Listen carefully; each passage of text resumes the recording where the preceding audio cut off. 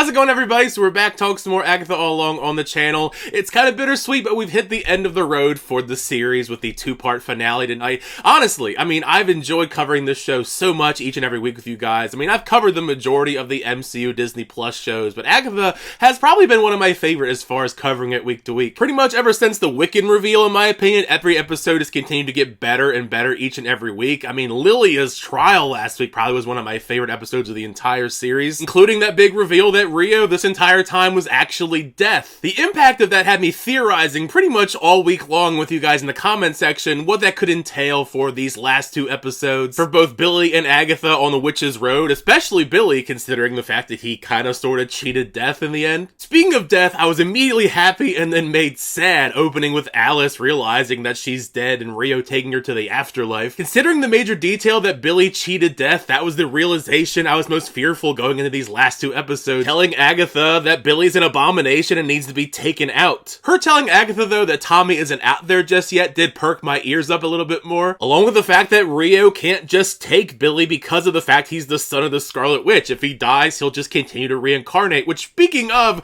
I really wish that somebody would just straight up ask Rio if Wanda was alive, because that is just a question that I'm pretty sure she would know the answer to, but nobody ever tries to ask her that. Leave it to Agatha, though, trying to wheel and deal and get her way out of this, agreeing to bring Billy to the end of the road if Rio will let her go free. This entire conversation just further showcases the tumultuous relationship between the two of them. You can tell Agatha's comments about never wanting to see Rio again after this really cut her deeply. Speaking of cutting things, I thought it was kind of hilarious that Rio exits the scene by cutting a hole in the wall out of the Witch's Road, which kind of was the first major indicator that this road is fabricated. I gotta admit, with how cool the setup seemed to be for Jennifer's trial, I wasn't expecting it to end pretty much instantaneously. I am really happy for Jennifer since her magic isn't bound anymore, even besides the fact that we learned that Agatha was the one that bound Jennifer's magic these 100 years or so. This thing went by so fast. Maybe I was overexceeding my expectations for the scene between that and then the other stuff in the trailer where we saw Agatha and Billy together.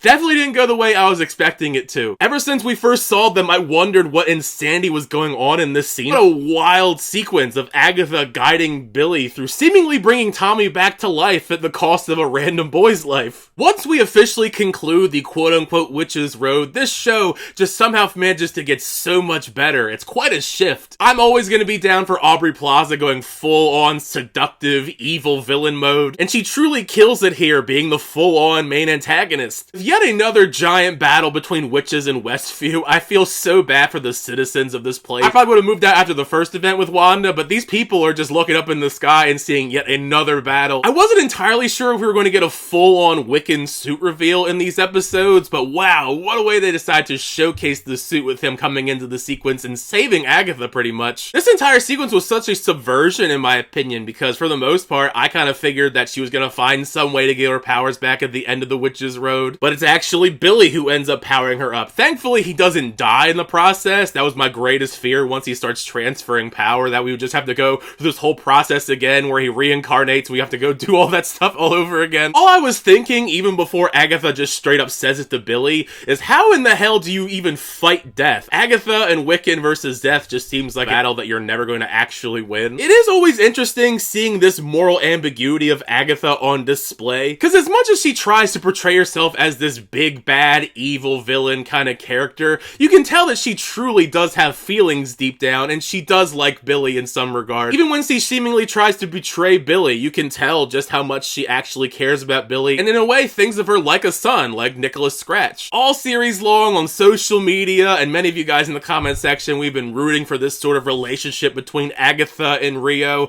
Are they gonna kiss in the show? Are they gonna not kiss in the show? I was not a big fan of the fact that it was a straight up just kiss of death. Certainly wasn't the way I was expecting a kiss between the two of them. I did feel some vindication though on the conclusion for episode 8 as far as my theories towards Billy and Billy's room and how important it was, all the different little Easter eggs he had in his room being very similar to the trials, because we do get the official reveal here that all of this stuff with the Witch's Road was Billy's doing. He created the Witch's Road. The Witch's Road is not actually a thing, which we'll learn in episode 9, the finale. Due to the fact that episode 8 was so wild, I had to wonder what exactly this 9th episode could even be, considering episode 8 felt very much like a finale. So it was kind of a pleasant surprise to dig into the history of Agatha. Low-key, it did feel kind of like Black Widow, where Black Widow dies and then we finally get to see her backstory and all this other stuff we would have loved to have seen while she was alive. I still liked delving into Agatha's history, starting with the birth of her son, Nicholas. There's such an endearing quality to the two of them together, even if it's wrapped up in tragedy, knowing that their time is finite from what Rio told Agatha before she eventually takes him. I mean, sure, Agatha and Nicholas are going around tricking witches and murdering them, but still, besides that fact, I thought their sequences were very sweet. Also, it was kind of cool that we learned that they're the ones who created the Witch's Road song. The usage of that song confirmed another thing I think a lot of us were expecting long before Billy confirmed it in episode 8, is the fact that this entire Witch's Road thing is a sham. It's a complete facade for Agatha to gather witches around her, antagonize them so they'll blast her with their powers and then she can take all of them. At the very least, the conclusion of this does set up some exciting things for both Billy and Agatha. Despite Agatha being dead,